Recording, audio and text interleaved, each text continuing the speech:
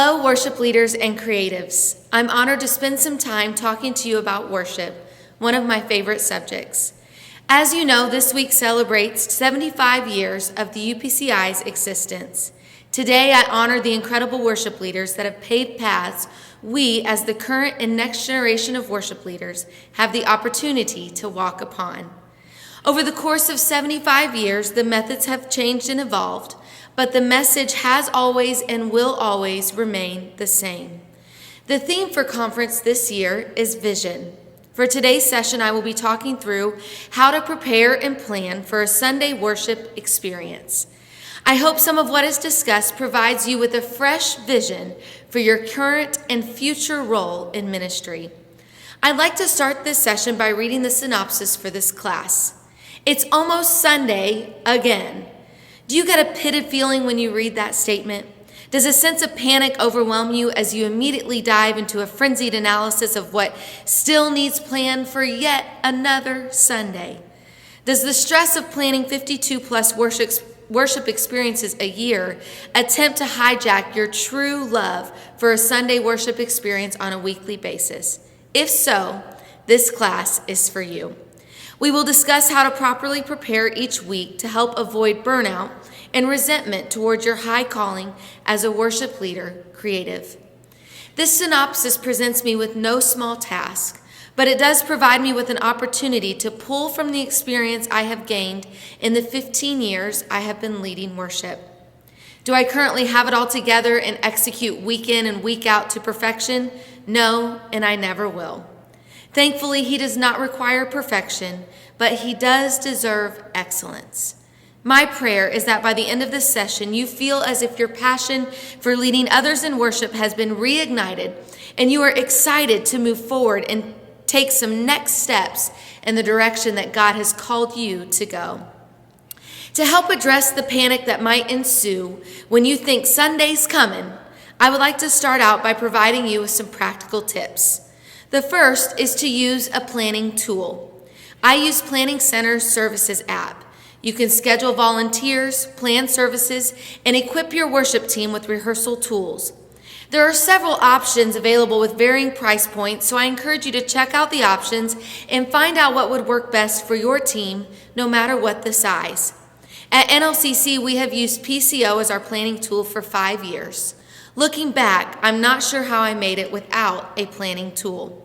I do remember individually texting each team member the set list on Sunday mornings, and I'm so glad those days are over. Now, team members can put in dates they will be out of town for work or vacation. I can schedule a worship service days in advance so team members can plan to be there in advance. I can easily upload audio files, part tracks, and chord charts to each song, and it's wonderful. Maybe you're like I used to be and you fear using a planning tool. I used to think there's no way I can schedule a worship set on a Thursday that far in advance. I was limiting God's ability to speak to me to Sunday mornings only. What a tragedy. I mean, he is limitless, but is it only outside of the context of placing a song set on my heart? Also, this idea of using a planning tool where volunteers could block out any dates they wanted and decline any time they wanted terrified me. That did not sound like a good plan to me.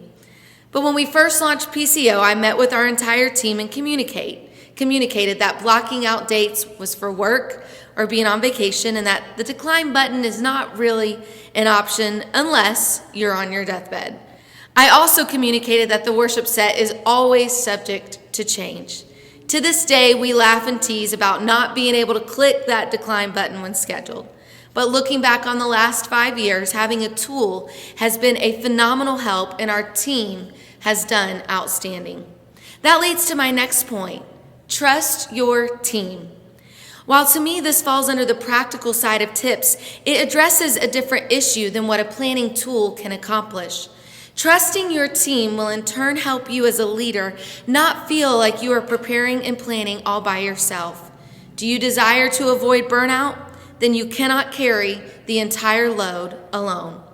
It's about trusting your team and empowering them to be trusted. Assign solos. Just because you are the worship leader does not mean you have to sing every solo.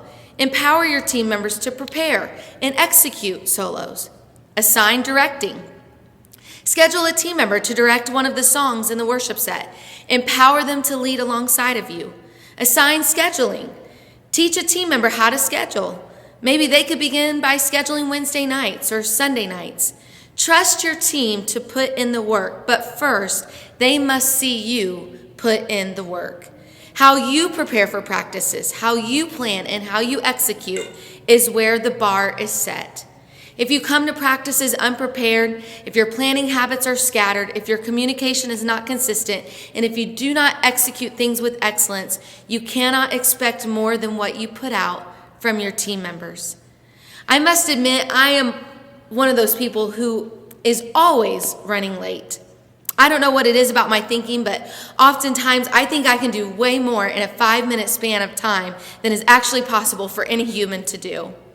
This leads me to planning to too many things in the little bit of time that I have, and that makes me late for whatever is next in my schedule. But I cannot tell you the last time I was late for a worship team practice on a Sunday morning. Why? Because I expect the team to be on time. I cannot have expectations of my team members that I do not adhere to as well. This same principle applies to the spiritual things.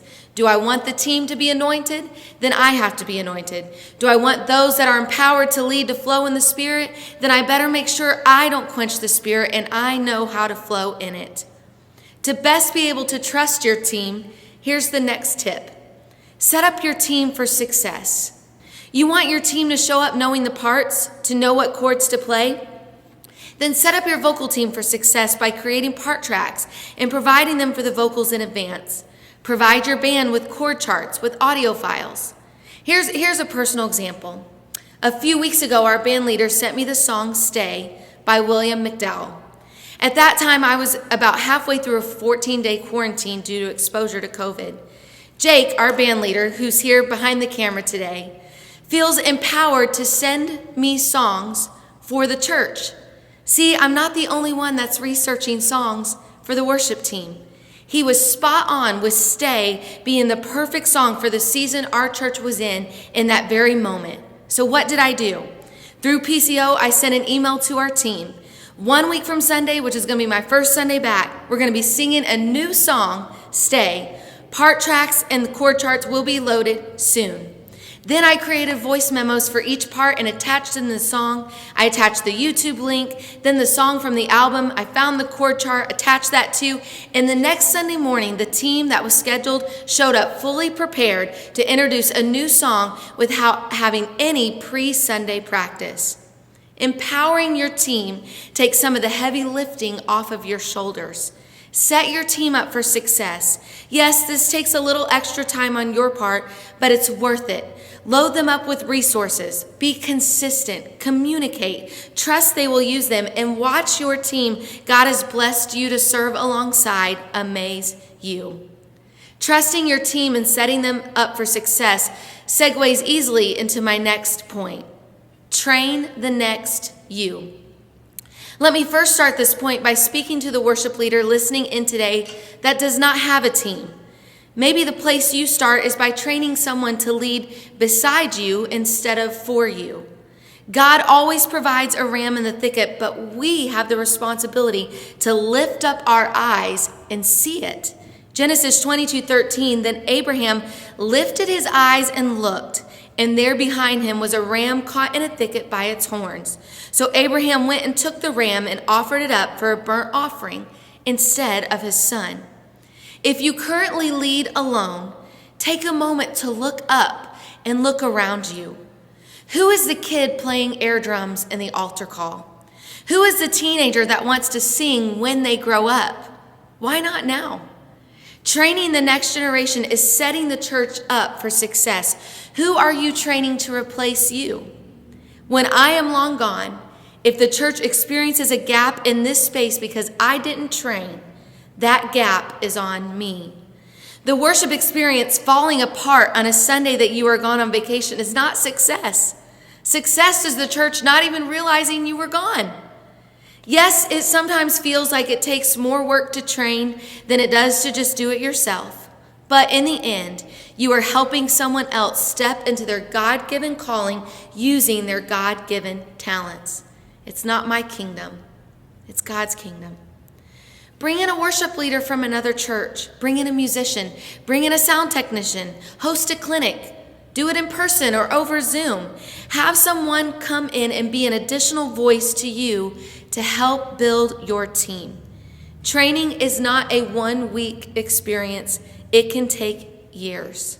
But how much more will the kingdom of God be able to advance when the church is set up to have a future that is successful in terms of having a next-gen leader who knows how to schedule teams, how to give signs, how to sing solos, how to lead worship corporately, and also knows how to lead themselves in worship privately. The next point in how to prepare and plan as a worship leader to avoid burnout and frustration is learn to lead yourself in private worship.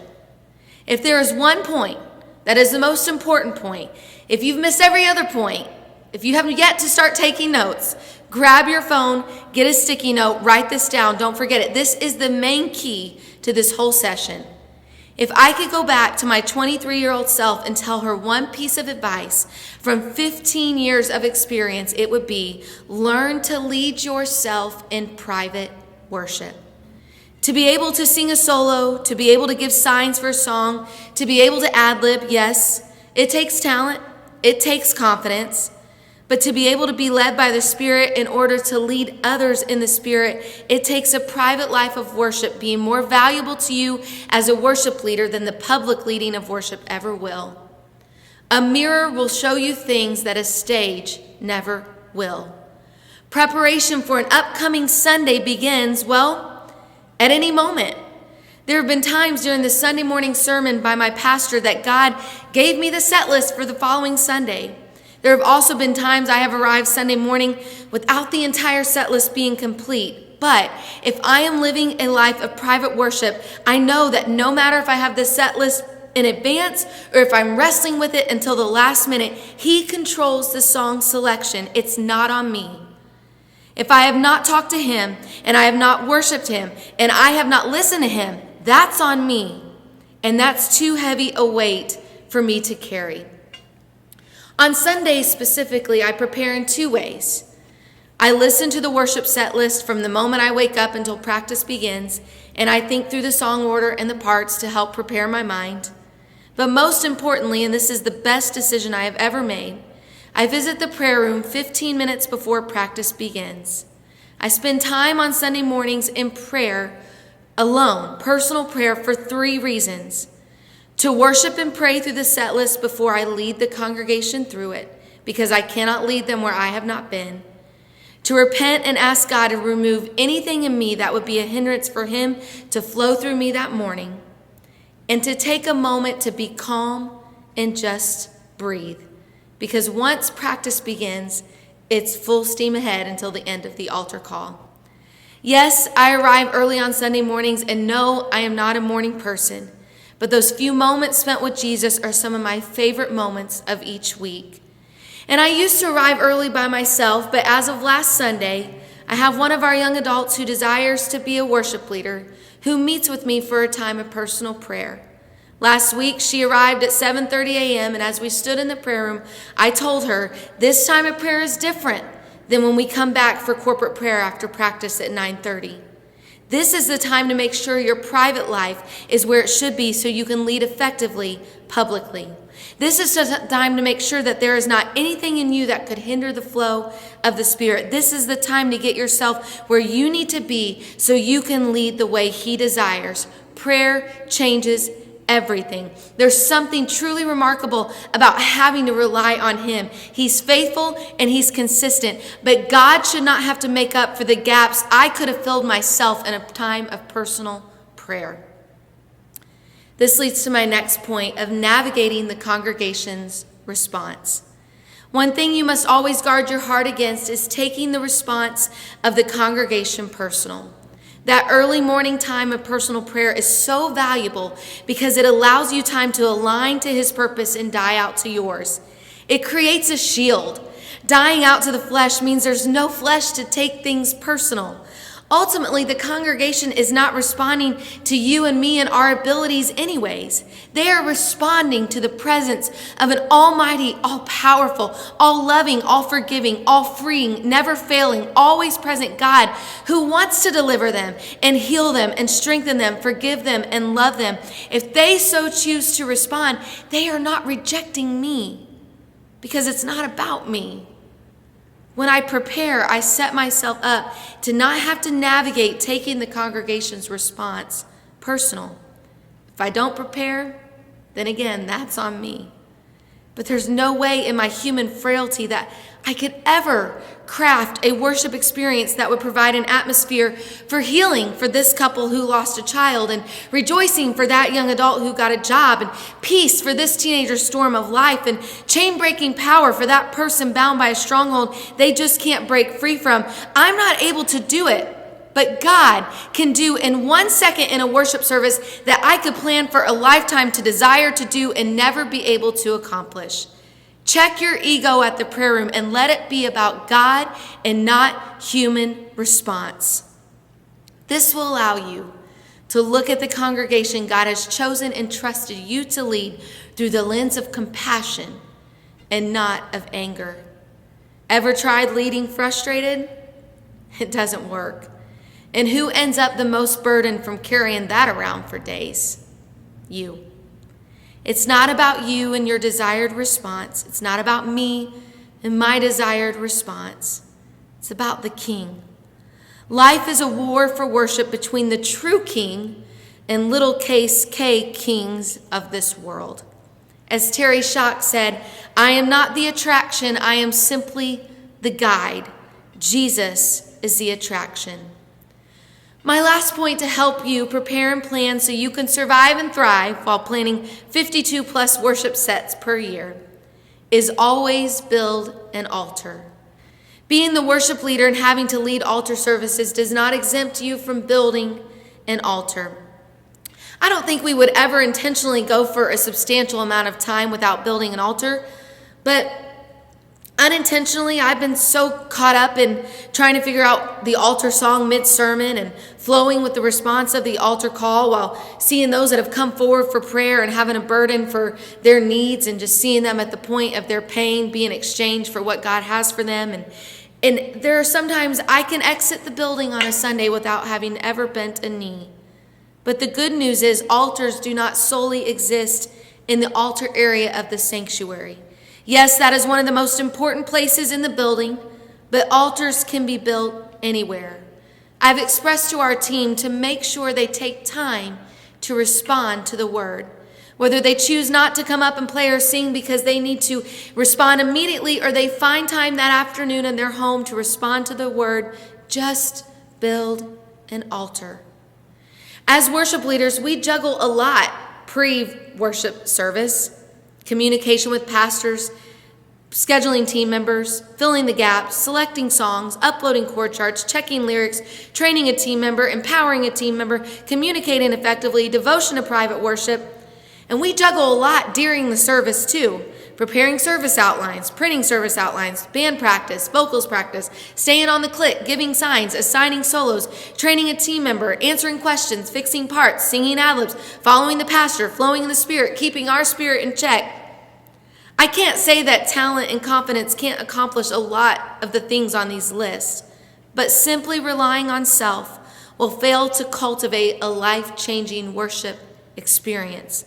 That can only happen when our talents are laid at His feet and our confidence is submitted to Him by humbling ourselves through private worship before ever stepping foot on the platform to lead in public worship. The stress of planning worship service after worship service after worship service has the potential to hijack your love for a Sunday morning worship experience. Don't let it. Prepare, plan, and give it to Him, and let Him bless and break it and give it to them. God bless you today.